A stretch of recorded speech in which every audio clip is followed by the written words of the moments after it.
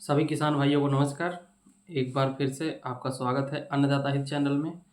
हमेशा की तरह आपको नई नई जानकारी, नई नई तकनीकी आप लोग लिए लेकर आते हैं, जिससे आपकी अधिक अधिक से अधिक मुनाफा हो, कम लागत में आप लोग अधिक उत्पादन करें।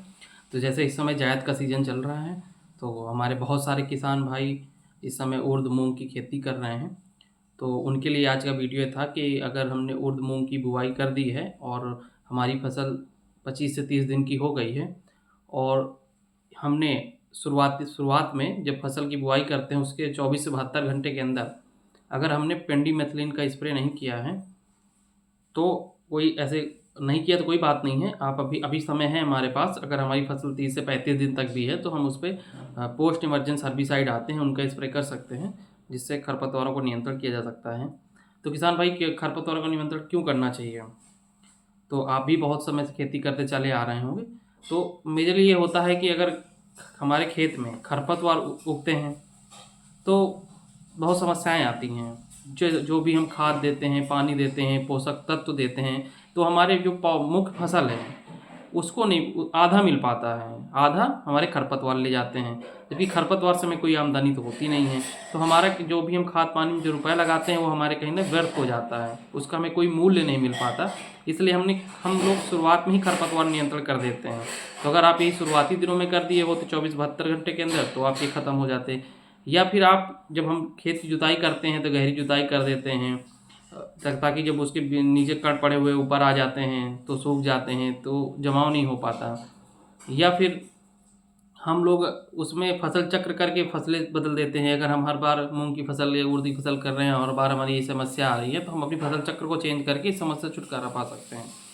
तो अभी जो पोस्ट इमरजेंस है वो कौन सा है, अभी मैं उसके बारे में आपको पूरी जानकारी दूंगा। उसको कैसे यूज करना चाहिए, उसकी डोज क्या होती है, कितने दिन के में ही यूज कर देनी चाहिए, नहीं तो फिर उसके कोई फ़ायदे नहीं होते हैं।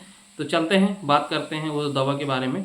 तो मेरे पास वो दवा है, ये आपको डिब्बा दिख रहा होगा, इस डिब्बे के अंदर आती है वो दवा, और ये 1 एकड़ के लिए आपके लिए पर्याप्त होती है।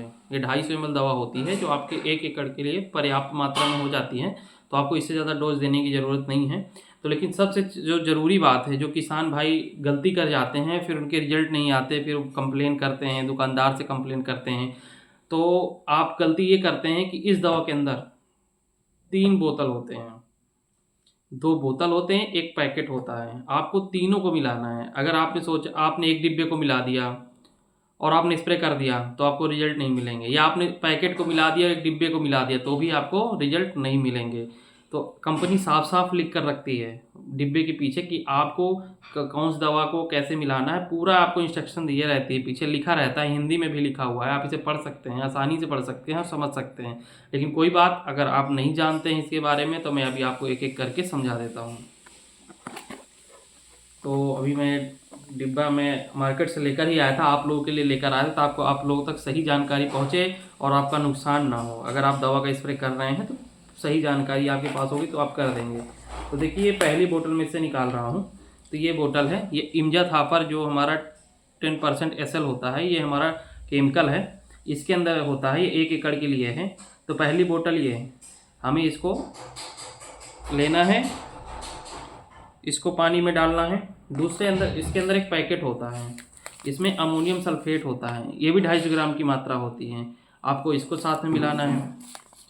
तीसरा बोतल, ये बहुत इंपॉर्टेंट होता है। किसान भाई क्या करते हैं कि भूल जाते हैं या ध्यान नहीं देते हैं, उन्हें लगता है कि सिर्फ दवा 3 डिब्बों में कैसी है, हमने तो एक एक फसल के लिए दवा ली है।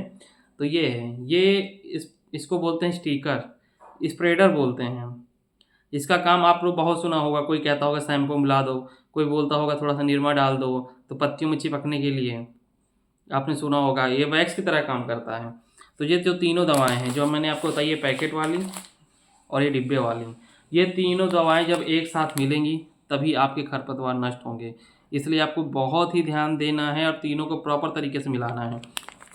जो स्टिकर होता है, इसका काम होता है, जो आप दवा डाल रहे हैं वो जब पौधे पे पड़ती है, तो पौधों अगर पत्ती पे पड़ी तो पूरी पत्ती पे फैल जाएगी और चिपक चिपक जाएगी। उस समय अगर बारिश भी हो जाए तो कोई, अगर कुछ घंटों बाद, 4 से 6 घंटे बाद बारिश भी होती है, तो कोई डरने की ज़रूरत नहीं है, दवा आपकी प्रॉपर काम करेगी। इससे जो पत्ती का अवशोषण होता है, का वो दवाओं का बहुत तेज़ी से करती हैं। तो आपको बिल्कुल भी घबराने की बात नहीं है। आप इन दवाओं को अगर तीनों एक साथ मिलाकर कर रहे हैं तो आपको 100% आपको रिजल्ट मिलेगा।